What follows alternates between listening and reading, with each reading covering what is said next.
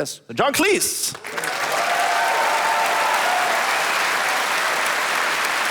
Min nästa gäst.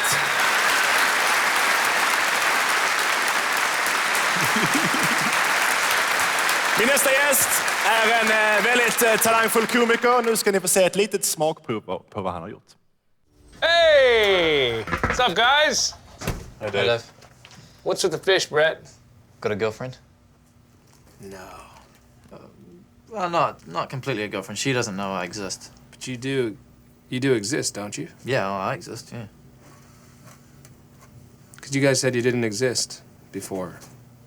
Yeah, Yeah, I we exist. exist. I fully exist. Why'd you tell me you were from Never Never Land?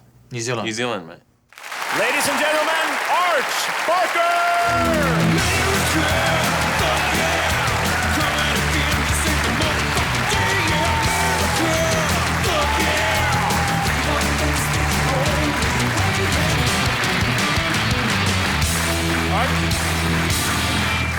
Nice to see you.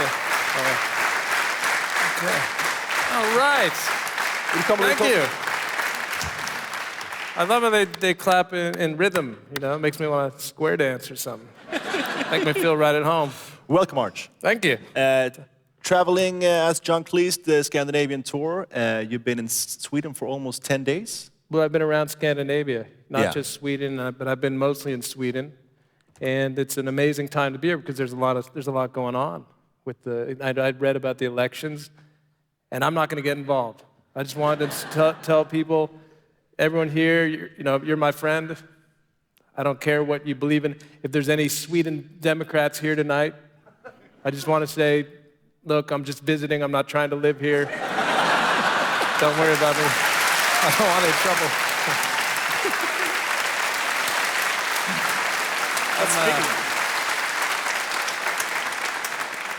So have you been treated well here?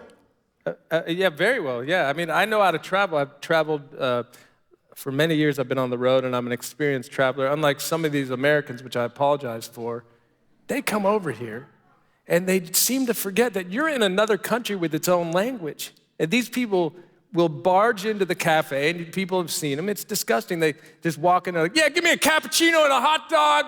Give me some of those cheese logs. And it's like, hey, you're in a country with its own language and its own culture. That's why an experienced traveler such as myself takes a little time to do it respectfully. Yeah. So I'll walk into the cafe like, Prautar ni Engelska?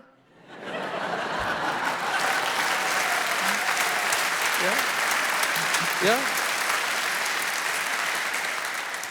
Oh, okay. Give me a cappuccino and a couple hot dogs, and give me some of them cheese logs. And that's the respectful way to do it. Yeah, it is. Have you two met before?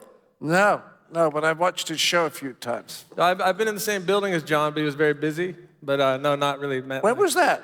In Toronto. In Toronto? The Just for Laughs. You were doing a show with a lot of Brits. Yes. And I dropped by just to say hi to a couple of the fellas, and then we passed in the hallway, but I didn't expect you to remember. It's no big deal. That's all right. You're busy guy. Have you done some sightseeing here? Have you seen a lot of stuff? Have you? You know, I did. I was in Gothenburg for a couple extra days, and I was walking around, and I've walked around Malmo. You know, because that's the best way to see a city, isn't it? On foot. Yeah. And I think there's a real Swedish sense of humor to that. Because everyone wants to have a little fun with the tourist, you know. So I say, "Excuse me, Prautar ni Engelska? Yeah, is the museum very far?" And they said, "Oh yeah, no, you could walk there. Yeah, it's just like 1 or 2 Swedish miles." You son of a bitch! A Swedish mile is what?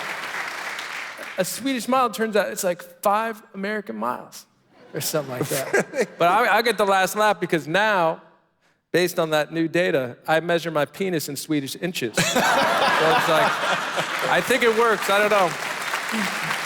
But I mean, as a comedian, being a comedian, what has John Cleese meant to you?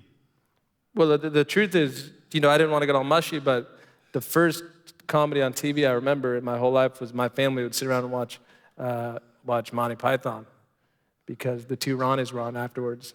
And, he got it. What age were you then? Man, geez, probably 7 or 8. so it's really nice to come full circle and be on a show with you. So that's pretty cool. And I guess my career will go after tonight, but that's fine. Well, you have this to remember. Yeah, no, it's great. But I will say, yeah. But I mean, but you still get that. I mean, a lot of comedians, they get that feeling before they go on stage, like, why am I doing this? Why didn't I just get a regular job working at, Do you get that feeling, or? For me, that feeling went away a long time ago. It did? It really was the first couple of years is extreme sort of adrenaline and a little sweaty, and you can't eat. And then within 5 or 10 years, I could be like eating a big turkey leg, like while they're saying my name, and go on stage, and it's like not a problem. So for me, the nerves have gone away. But then on something like this, like a night like tonight, you still get that excitement just because, I don't know. When I started television, it was 1966, and we used to do this big show with a fellow called David Frost. Yeah. And Ronnie Barker and Ronnie Corbett, who were unknowns at that time. 14 million people live. Wow. And I have never been so frightened in my life. I mean, I used to have a pee about 4 times in the hour before the show. And I remember looking in the mirror once and thinking, I don't think I could be any more scared if I was going into a ring with a bull, Yeah. It felt that bad. It was terrifying. How did it feel afterwards? How did it feel afterwards? Well, if you got through it, it was all right. I mean, one night there'd been a little bit of dialogue, and the director had cut it, and then he'd put it back in during rehearsal, and then he'd cut it, and then on the day we were rehearsing with the cameras, he'd put it back in, and then he'd cut it. When we got to it, that night, live in front of 14 million people, I got to the line, I thought, is it in or out? And I went absolutely blank. My girlfriend asked me the same thing. Yeah?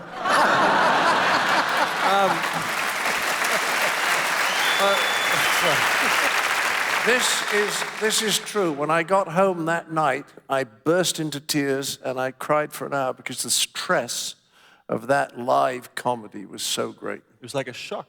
Oh, it's just terrifying. Somebody told me once on the opening night of a show in the West End or Broadway, actors have in their blood 4 times as much adrenaline as they do when they have a car accident.